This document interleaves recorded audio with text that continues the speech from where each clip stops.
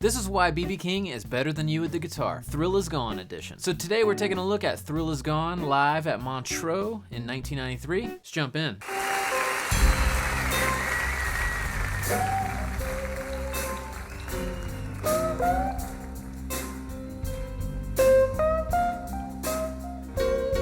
All right, so that's gonna be our look number one that we figure out here in a second. I think it's important to mention a little bit about Thrill Is Gone. Thrill Is Gone is a 12-bar blues. Now, it's a pretty classic 12-bar blues, except it's a minor 12-bar blues. Now, what does that mean? Most guitar players think that 12-bar blues is all minor, right? But if the chords are dominant chords, those are technically major chords, and I think it's best to refer to those as a dominant blues. This is in fact a 12-bar minor blues in the key of C minor. Now the funny thing about BB is he played this song in all kinds of keys over the years. Let's talk a little bit about that 12-bar minor form. We're gonna start out with C minor, and typically on a 12-bar minor blues, we're gonna have 4 bars of that C minor chord up front. Then we're going to F minor for 2 bars, back to C minor for 2 more bars. Now the turnaround in a minor blues goes to the flat 6 chord, down to the 5 chord, back to 1. I've played this tune on gigs before, like jam sessions and stuff, and people played a 5-4-1 turnaround on this song. Nope, that is not the case. This song does flat 6-5. All right, so I really enjoy this lick. I decided I should teach it to you guys. And B.B. King plays this lick kind of all over this solo, and he kind of played it a lot whenever he played Thrill Is Gone. You know, it's one of those fallback licks for him. We are in the classic C minor pentatonic scale, and instead of in box 1, at the 8th fret here, BB has shifted up into what some people call like the BB box. You know, it's just an up 1 shape from the standard pentatonic. On this particular lick, he's playing at frets 11 and 13 on the 2 thinnest strings.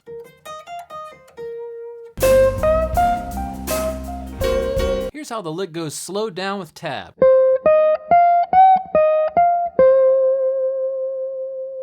Let's jump back into the song.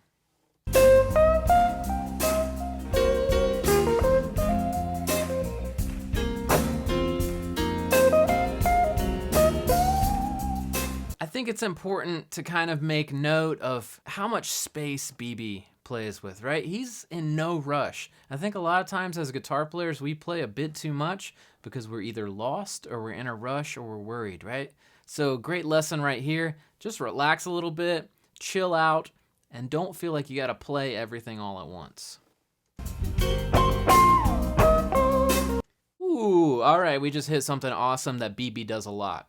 Now, when B.B. King plays the blues, whatever key he's in, a lot of times he does this really cool octave lick. And so what BB did here was he went up and he played the octaves of C.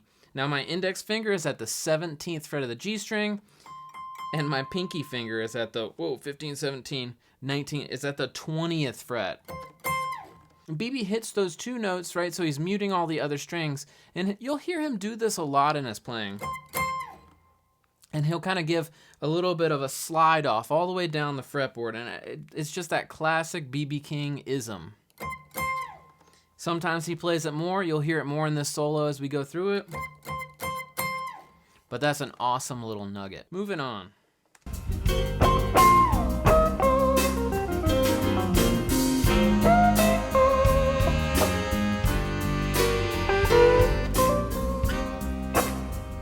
So if you're interested in the software that I'm using to kind of play the track, it's really awesome. It's called Transcribe. I'll put a link in the description below, and it's really neat because you can take any video or any audio, you can slow it down, you can actually put it in different keys. It is like such an excellent practice tool.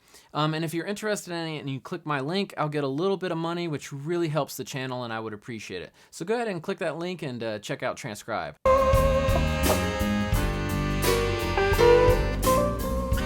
All right, so I think we should check out this lick, and especially because it's, you know, kind of part of the turnaround. I think that this lick is really important because a lot of times guitar players, we aren't sure what to play on the turnaround, right? So just to review real fast, it's an A flat 9 chord or A flat dominant 7 chord, going down to G7, and then coming back to our C minor, our 1 chord. And what this lick is this lick is kind of coming out of the classic minor pentatonic box at the 8th fret here.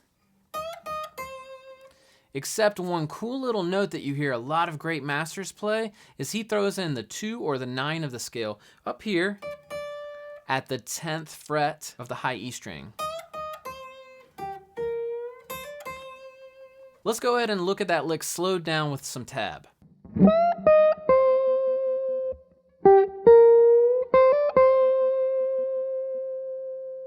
All right, let's continue on. So here is where BB starts to sing, right? Now this is not a lesson video about singing, right? But one thing I would note about BB, he just has an excellent voice.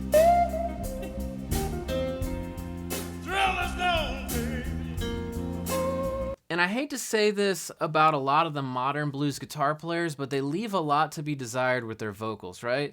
I would say, you know, take a lesson from BB here. If you're trying to be a great blues guitar player, spend some time on your vocals too, because gosh, he just sounds so good and he's so soulful and it adds to the whole thing. So it's about the play back and forth between his guitar and his voice. You done me wrong, baby. Gonna be sorry someday. So because this isn't a vocal lesson, let's go ahead and skip ahead a little bit to where BB goes in for a guitar solo.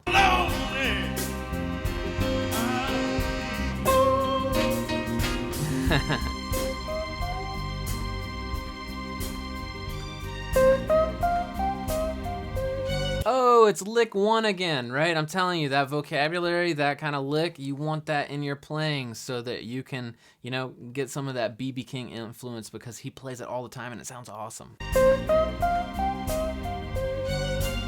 So good. So he kind of did the little octave thing again. Nice. I kind of want to mention this. I think it's important. You know, BB is known for playing 8-gauge strings, and I'm not sure if he's playing them here, but they're definitely pretty thin. I think whatever size strings he's playing on, it's going to be an incredible vibrato. But I would say that bends and vibrato are so much easier on a thinner string.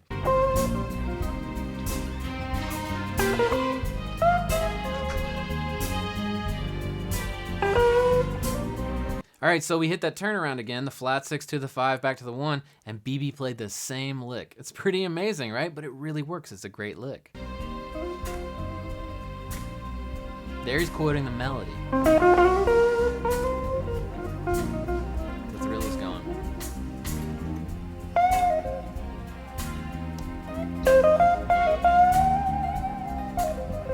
That's that classic box. He's up there again. Yeah. He sounds so good. There we go. Okay, if you noticed, he kind of gave a little woo. That means something's gonna happen, right? And if you're in the band, you gotta pay attention to that, right? He's the boss man. I think that was the sign that they're gonna stay on the 1 chord. Oh yeah. All right, so there's our lick number 3. I kind of really liked this.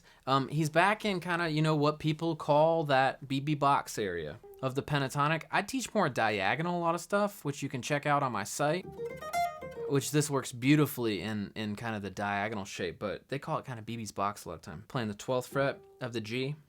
I've got 11s and 13s on the 2 thinnest strings. Let's slow that lick down and play with some tab. All right, so I highly recommend you check out that whole video by itself. I mean, it's really great. I hope you really enjoyed these licks and these nuggets from BB King. He is just one of the best guitar players who's ever graced the earth. Now that you've learned about all these awesome BB King licks, make sure that you click this video next so you get your hands in the best shape possible to play anything that you want on the guitar.